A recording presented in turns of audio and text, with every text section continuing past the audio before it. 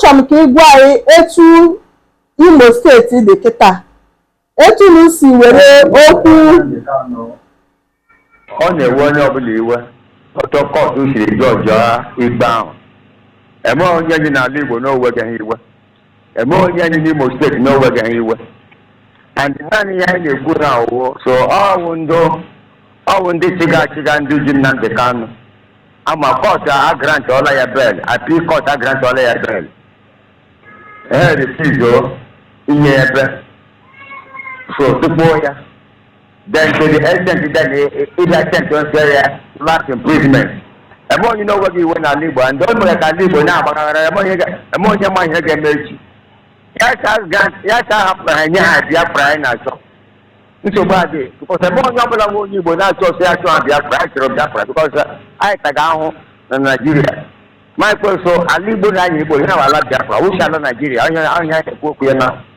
because ọ ga-esi hụzie ya na ndị Yoruba na ndị Hausa jizi ndị Igbo egwuregwu and always ndị politician anyị ndị si ahụ ndị politician anyị nyere ndị Igbo ndị chọga ati ha nwa ndị ga na-achọ nke ha wụọ ndị maakụ ya so ọ ndị politician ndị Igbo ndị gọvanọs anyị ndị senatọs anyị maakụ ya so ọwụ ndị ji Nnamdi Kanu ndị Igbo because ya se wepụtara ọnụ Igbo gbakọ ọnụ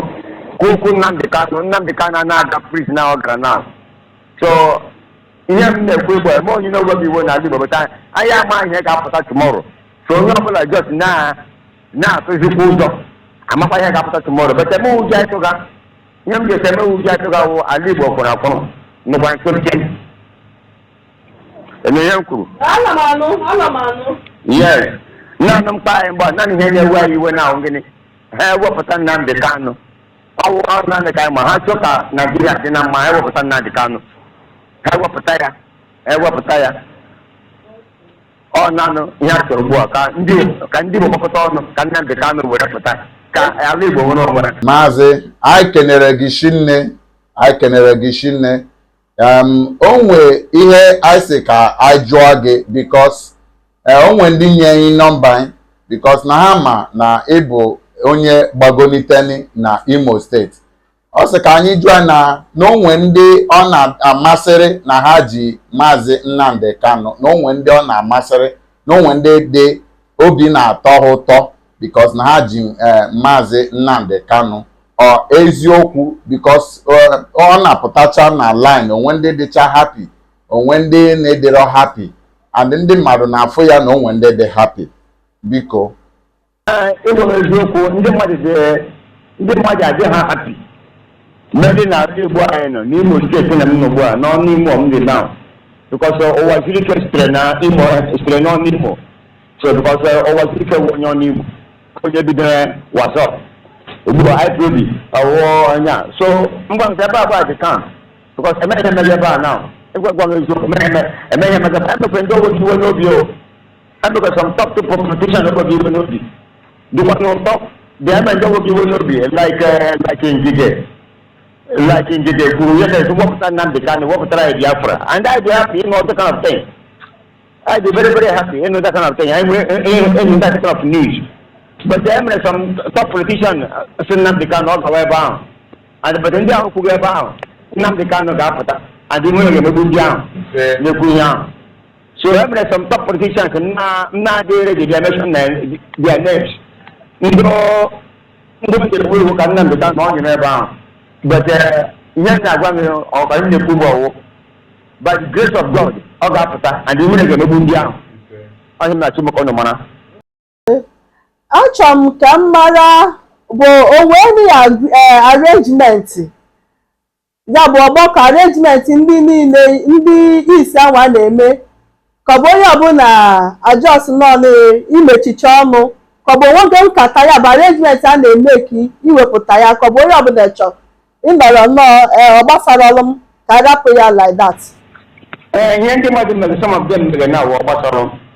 but the ejimọfọ onye lọya ya na-atara ike kwanụ na-atara ike ka otu esi gbapụta ya but ụnyaahụ ka m hụrụ na net wụ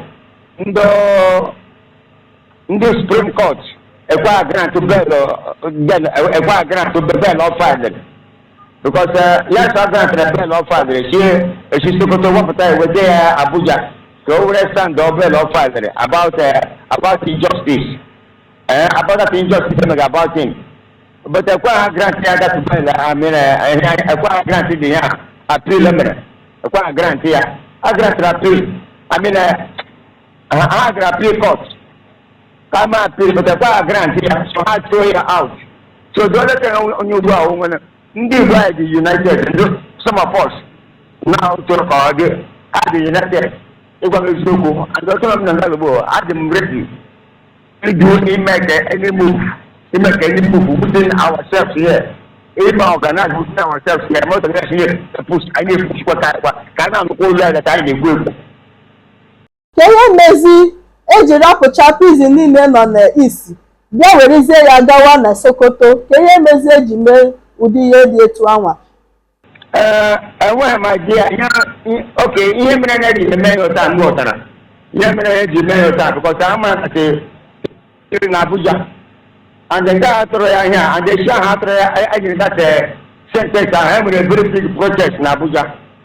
enwere protest emere so ọwụjọ ya mere na eji eburu Sokoto and ebe ebugara ya na Sokoto dị dangerous and about 2 days ago ka anyị nụrụ that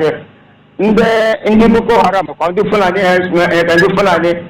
mere attack ha gara kidnap people na Sokoto ebe ahụ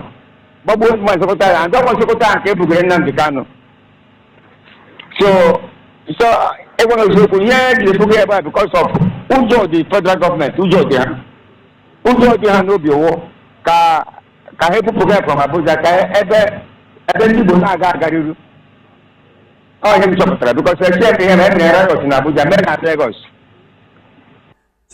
biko onwe ihe nsị ka m jụọ gị biko ewekwara iwe ọ eziokwu na ndị Igbo afụrụ onwe ha n'anya ọ eziokwu yes make we go in that way ihe kwuru eziokwu afọ Igbo hụrụ ọkwa ha n'anya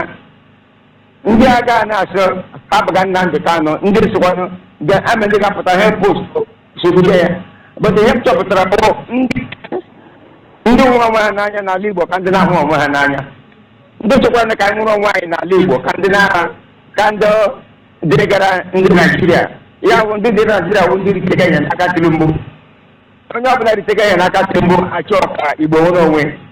but ihe m na-agwa Igbo hụrụ onwe ha n'anya some few people Igbo hụrụ onwe ha n'anya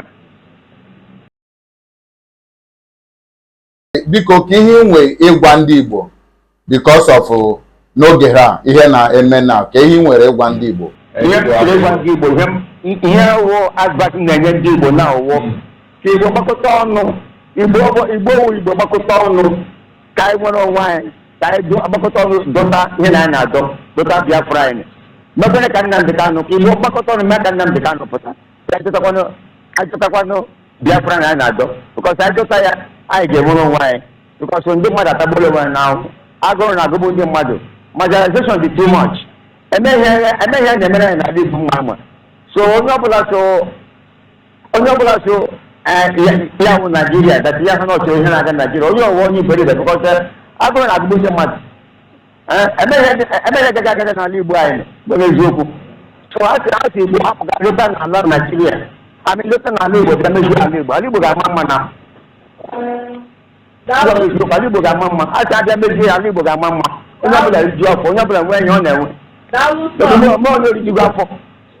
ndị mmadụ na-ata ahụhụ in and out ahụhụ na-adị in and out daalụ sa